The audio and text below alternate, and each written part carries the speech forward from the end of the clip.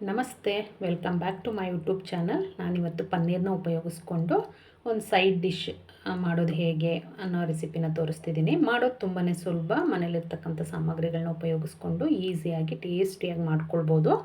ಬನ್ನಿ ಮಾಡೋದು ಹೇಗೆ, ಏನೆಲ್ಲ ಇಂಗ್ರೀಡಿಯೆಂಟ್ಸ್ ಬೇಕು ಅಂತ ಅಂದ್ಬಿಟ್ಟು ನೋಡೋಣ. ನಾನಿಲ್ಲಿ ಒಂದು ಸ್ಮಾಲ್ ಸೈಜ್ದು ಪನ್ನೀರನ್ನ ತೊಗೊಂಡು ನೀಟಾಗಿ ಕ್ಯೂಬ್ಸ್ ಥರ ಕಟ್ ಮಾಡಿ ಇಟ್ಕೊಂಡಿದ್ದೀನಿ.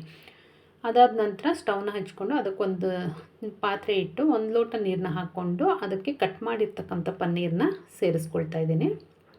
ನೀವು ಪನ್ನೀರನ್ನ ಬೇಕು ಅಂತಂದರೆ ತುಪ್ಪ, ಬೆಣ್ಣೆ ಅಥವಾ ಎಣ್ಣೆ ಯಾವುದ್ರಲ್ಲಾದ್ರೂ ಫ್ರೈ ಕೂಡ ಮಾಡ್ಕೋಬೋದು. ಹಾಗೆಯೇ ಇಲ್ಲ ಅಂತ ಅಂದರೆ ಈ ಥರ ಒಂದು ನೀರಲ್ಲಿ ಹಾಕಿ ಒಂದು ಕುದಿ ಬಂದರೆ ಸಾಕು.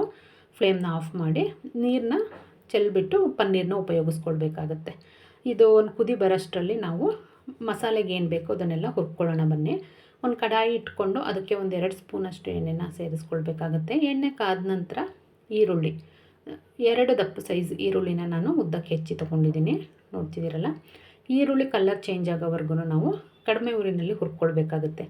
ನೀವಿಲ್ಲಿ ಗ್ರೇವಿ ಥರ ಜಾಸ್ತಿ ಬೇಕು ಅನ್ನೋದಾದರೆ ಈರುಳ್ಳಿ ಹೆಚ್ಚು ಕಡಿಮೆ ಮಾಡ್ಕೋಬೋದು. ಈರುಳ್ಳಿ ಅಥವಾ ಟೊಮೆಟೊ ಎಲ್ಲ ನಮಗೆ ಅದು ಗ್ರೇವಿ ಕನ್ಸಿಸ್ಟೆನ್ಸಿ ಕೊಡೋದೇ ಈರುಳ್ಳಿ ಮತ್ತು ಟೊಮೊಟೊ. ನಾನಿಲ್ಲಿ ಒಂದು 2 ಇಂಚಷ್ಟು ಶುಂಠಿ ಹಾಗೆಯೇ ಒಂದು ದಪ್ಪ ಗೆಡ್ಡೆ ಬೆಳ್ಳುಳ್ಳಿನ ಸಿಪ್ಪೆ ಸುಲಿದು ಹಾಕ್ಕೊಂಡಿದ್ದೀನಿ. ಇದನ್ನು ಕೂಡ ಈರುಳ್ಳಿ ಜೊತೆಗೇ ಫ್ರೈ ಮಾಡ್ಕೊಳ್ಬೇಕಾಗತ್ತೆ. ನೋಡ್ತಿದ್ದೀರಲ್ಲ, ಇದಾದ ನಂತರ ಟೊಮೊಟೊ, ನಾನು 2 ಟೊಮೊಟೊನ ಹಾಕ್ಕೊಂಡಿದ್ದೀನಿ. ಇಲ್ಲಿ ಹುಳಿ ಟೊಮೊಟೊ ತೊಗೊಂಡಿದ್ದೀನಿ ನಾನಿಲ್ಲಿ. ಈರುಳ್ಳಿ, ಟೊಮೊಟೊ, ಶುಂಠಿ, ಬೆಳ್ಳುಳ್ಳಿ ಹಾಗೆಯೇ ಗೋಡಂಬಿನೂ ಕೂಡ ಹಾಕ್ಕೊಳ್ತಾ ಇದ್ದೀನಿ. ಒಂದು 10 ಗೋಡಂಬಿನ ಹಾಕ್ಕೊಳ್ತಾ ಇದ್ದೀನಿ. ಅದನ್ನು ಕೂಡ ಒಗ್ಗರಣೆ ಜೊತೆಲೇ ಹುರ್ಕೊಳ್ಬೇಕಾಗತ್ತೆ. ಟೊಮೊಟೊ ಈರುಳ್ಳಿ ಜೊತೆಗೇ ಹುರ್ಕೊಳ್ಬೇಕಾಗತ್ತೆ. ಟೊಮೊಟೊ ಮೆತ್ತಗಾಗೋವರೆಗೂ ನಾವು ಇದನ್ನು ಫ್ರೈ ಮಾಡ್ಕೋಬೇಕು. ನೋಡ್ತಿದ್ದೀರಲ್ಲ, ಆಲ್ಮೋಸ್ಟ್ ಟೊಮೊಟೊ ಈರುಳ್ಳಿ ಎಲ್ಲ ಫ್ರೈ ಆಗಿದೆ. ಇದನ್ನು ಒಂದು ಮಿಕ್ಸಿ ಜಾರಿಗೆ ಎತ್ತಿಟ್ಕೊಳ್ಳೋಣ. ಇದು ತಣ್ಣಗಾದ ನಂತರ ನಾವು ಇದನ್ನು ಗ್ರೈಂಡ್ ಮಾಡ್ಕೊಳ್ಬೇಕು. ಹಾಗಾಗಿ ಎಲ್ಲವನ್ನು ಮಿಕ್ಸಿ ಜಾರಿಗೆ ಎತ್ತಿಟ್ಕೊಂಡಿದ್ದೀನಿ. ಅದು ತಣ್ಣಗಾಗೋಷ್ಟರಲ್ಲಿ ಮತ್ತು ಗ್ರೇವಿಗೆ ಏನೆಲ್ಲ ಬೇಕೋ ಅದನ್ನು ರೆಡಿ ಮಾಡ್ಕೊಳ್ಳೋಣ. ಅದೇ ಕಡಾಯಿಗೆ 1 ಸ್ಪೂನಷ್ಟು ಎಣ್ಣೆ ಹಾಗೆ 1 ಸ್ಪೂನಷ್ಟು ತುಪ್ಪನ ಹಾಕ್ಕೊಳ್ತಾ ಇದ್ದೀನಿ. ತುಪ್ಪದ ಬದಲಿಗೆ ನೀವು ಬೆಣ್ಣೆ ಕೂಡ ಯೂಸ್ ಮಾಡ್ಬೋದು ಇಲ್ಲಿ. ಇದಾದ ನಂತರ 1 ಸ್ಪೂನಷ್ಟು ಜೀರಿಗೆ ಹಾಗೆಯೇ 2 ಪೀಸ್ ಚಕ್ಕೆ, 3 ಲವಂಗ ಹಾಗೆಯೇ ಒಂದು 2 ಏಲಕ್ಕಿನ ಹಾಕ್ಕೊಳ್ತಾ ಇದ್ದೀನಿ. ಎಲ್ಲವನ್ನು ನೀಟಾಗಿ ಫ್ರೈ ಮಾಡ್ಕೋಬೇಕು. ಅದಾದ ನಂತರ 2 ಒಣಮೆಣಸಿನ್ಕಾಯಿನೂ ಕೂಡ ಇಲ್ಲಿ ಹಾಕ್ಕೊಳ್ತಾ ಇದ್ದೀನಿ.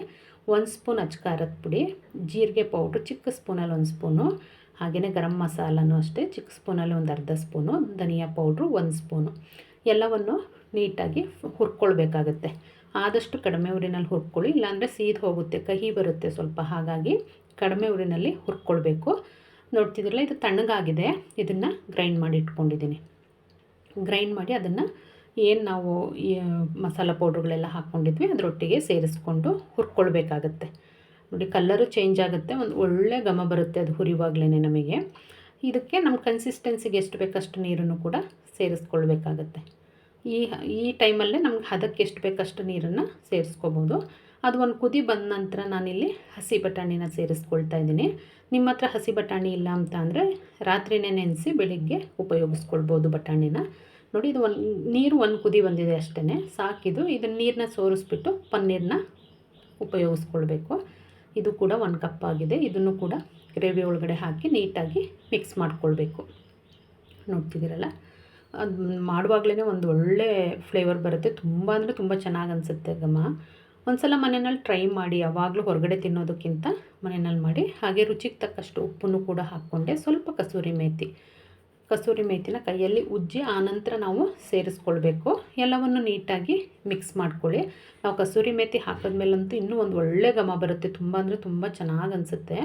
ಹಾಗೆಯೇ ಕೊತ್ತಂಬರಿ ಸೊಪ್ಪನ್ನು ಕೂಡ ನಾನಿಲ್ಲಿ ಸೇರಿಸ್ಕೊಳ್ತಾ ಇದ್ದೀನಿ. ಈ ಟೈಮಲ್ಲಿ ನೀವು ಫ್ರೆಶ್ ಕ್ರೀಮ್ ಇದ್ದರೆ ಅದು, ಅಥವಾ ಹಾಲಿನ ಕೆನೆ ಇದ್ದರೆ ಅದನ್ನು ಮಿಕ್ಸಿನಲ್ಲಿ ಗ್ರೈಂಡ್ ಮಾಡಿ ಸೇರಿಸ್ಕೊಳ್ಬೋದು. ನಾನು ಇರಲಿಲ್ಲ ಹಾಗಾಗಿ ಹಾಕ್ಕೊಂಡಿಲ್ಲ. ನೋಡ್ತಿದ್ದೀರಲ್ಲ, ಈ ಲೋ ಫ್ಲೇಮಲ್ಲಿ ಒಂದು 2 ನಿಮಿಷ ನಾವು ಇದನ್ನು ಬೇಯಿಸ್ಕೊಂಡ್ವಿ ಅಂತ ಅಂದರೆ ನಮಗೆ ರೆಡಿ ಆಗುತ್ತೆ. ನೋಡ್ತಿದ್ದೀರಲ್ಲ, ಆ ಕುದಿಯುವಾಗಲೇ ಒಂದು ಒಳ್ಳೆ ಘಮ ಬರುತ್ತೆ. ತುಂಬ ಅಂದರೆ ತುಂಬ ಚೆನ್ನಾಗಿ ಅನಿಸುತ್ತೆ. ನೀವು ಇಲ್ಲಿ ನಾನು ಸೀಸನಲ್ಲಿ ಬಟಾಣಿನ ಸ್ಟೋರ್ ಮಾಡಿ ಇಟ್ಕೊಂಡಿದ್ದೆ, ಹಾಗಾಗಿ ಅದೇ ಬಟಾಣಿ ಉಪಯೋಗಿಸಿದ್ದೀನಿ.